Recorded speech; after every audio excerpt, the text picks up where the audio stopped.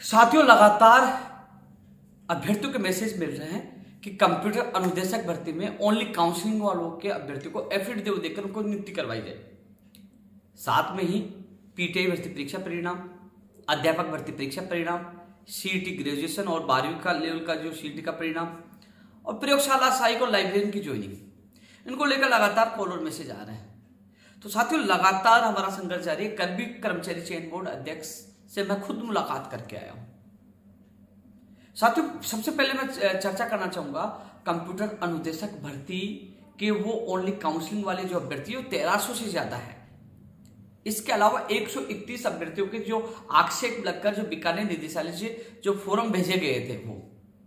तो साथियों, 131 अभ्यर्थियों के लिए कर्मचारी चयन बोर्ड ने कहा कि जो पहले हमने उनके लिए जो भेजा था वही दोबारा से भेजेंगे और इसी वीक में भेज देंगे। यानी कि जो कई ऐसे भी महिला बहनें थी जिनका तलाकशुदा, वो पहले उन्होंने सर्टिफिकेट नहीं लगाया था, बाद में लगाया, जबकि उनकी जनरल कैटेगरी में भी उनका सिलेक्शन हो रहा है।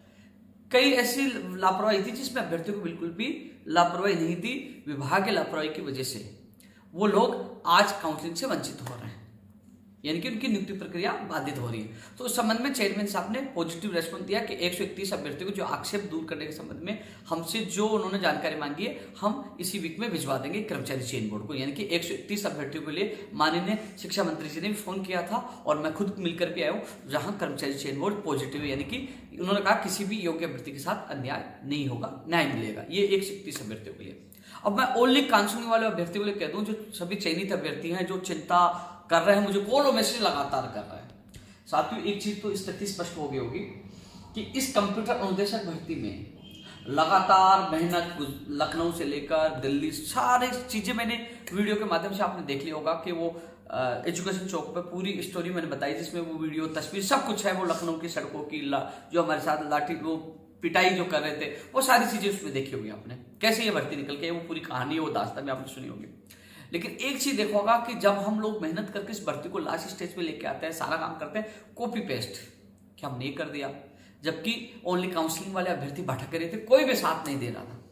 मैंने आपका साथ दिया और मैं धन्यवाद देना चाहूंगा शिक्षा मंत्री बी डी कल्ला जी को, जो तुरंत उन्होंने निदेशक महोदय जी को फोन किया कि साहब, वीडियो भर्ती में जो एफिडेविट लेकर ज्वाइनिंग दी गई है, ऐसा हम भी दे सकते हैं। मेरी पंचायत राज विभाग के अधिकारियों से बात हुई, ये उन्होंने हमारे सामने निदेशक महोदय जी को बोला, मंत्री जी।